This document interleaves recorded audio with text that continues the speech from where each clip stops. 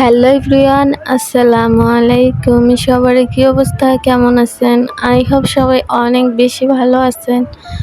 আলহামদুলিল্লাহ, আল্লাহর অশেষ রহমতে আমরা কিন্তু অনেক নতুন আরেকটা ভিডিওতে সবাইকে ওয়েলকাম করতেছি। আই হোপ আজকের ভিডিওটা আপুদের কাছে অনেক বেশি ভালো লাগবে।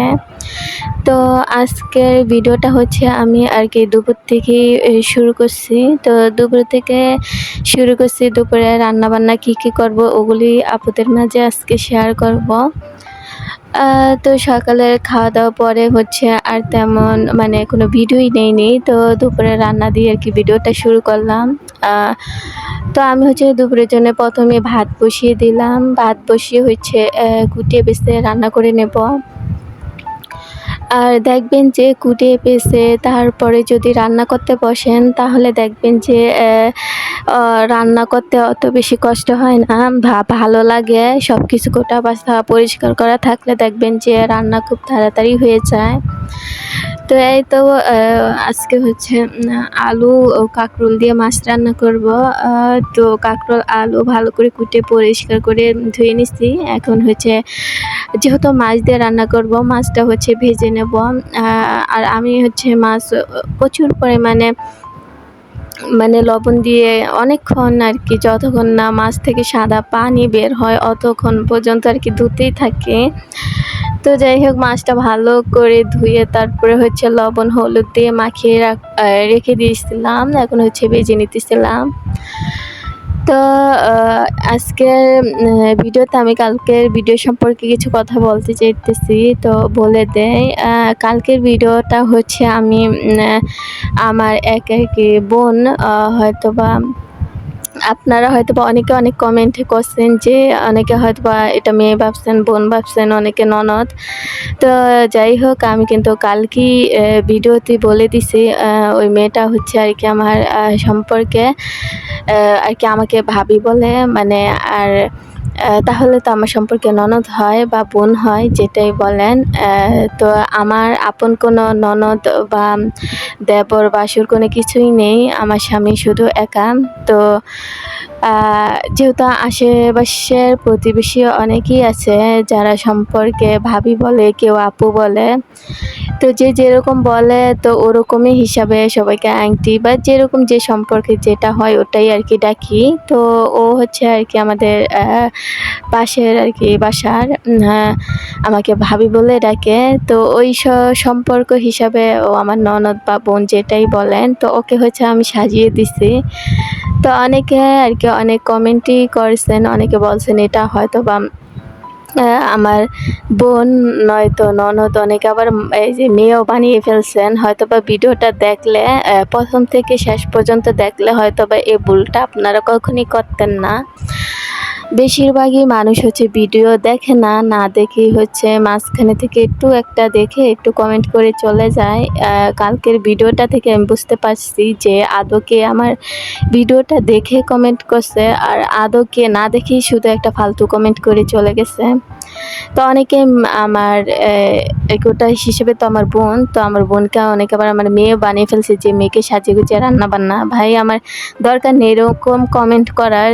ভিডিও না দেখে আমার দরকার নেই আপনাদের এইসব কমেন্ট। অনেক আপুরা দেখছে, দেখে কমেন্ট করছে, আমার কাছে ওইটা বেশি ভালো লাগছে। তো অনেকে শুধু কমেন্ট করেই চলে যায়, ওটা হয়তো বা কমেন্ট পড়ার পরেই বোঝা যায় যে কমেন্টটা কে দেখে করেছে আর কে না দেখে করেছে। আর ভিডিওর প্রথমে কিন্তু আমি সাজানো গোছানো শুরু করছি। তো যদি ভিডিওটা কেউ দেখতো তাহলে কিন্তু এই ভুলটা করতো না আর কি, বোনকে মেয়ে বানিয়ে ফেলতো না।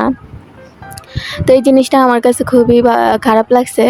হয়তো বা অনেক আপুই ভালো বেশি ভিডিও দেখে, আবার অনেকেই শুধু তার স্বার্থের জন্যই আর কি একটু কোনো রকম কমেন্ট করে চলে যায়। তো এই জিনিসটা খুবই খারাপ লাগছে। তো যাই হোক, আমি একটা রিকোয়েস্ট করতেছি আপুদের কাছে, যেই আর কি আমার ভিডিওটা দেখবেন অবশ্যই শুরু থেকে শেষ পর্যন্ত দেখে তারপরে কমেন্ট করবেন। আর নয়তো যদি আপনার ভিডিও দেখতে ইচ্ছে না করে, না আমি ভিডিও দেখবো না, তাহলে একটু দেখে কমেন্ট করার কোনো দরকার নেই আপু। আপনাদেরকে বলে দিতেছি যে আমার ভিডিওতে আর কি দেখার প্রয়োজন নেই। আমার অনেক প্রিয় আপুরা আছে যারা মাশাআল্লাহ সবসময় আমার ভিডিও দেখে এবং অনেক সুন্দর পজিটিভ কমেন্ট করে বা ভিডিও অনুযায়ী কমেন্ট করে। ওই আপুদেরকে আর কি আমি কমেন্ট পড়লে বুঝতে পারি যে আপুরা কিন্তু ফুল ভিডিওটা দেখেই কমেন্ট করছে। তো এমন অসংখ্য না, অনেক আপুরাই আছে। তো এই আপুদেরকে জানাই অসংখ্য ধন্যবাদ। মন থেকে ভালোবাসা যে আপুরা ফুল ভিডিওগুলো দেখে। হয়তোবা সবাই এক না, কিছু আপুরা হয়তোবা কমেন্ট করে চলে যায়, ভিডিও দেখে না।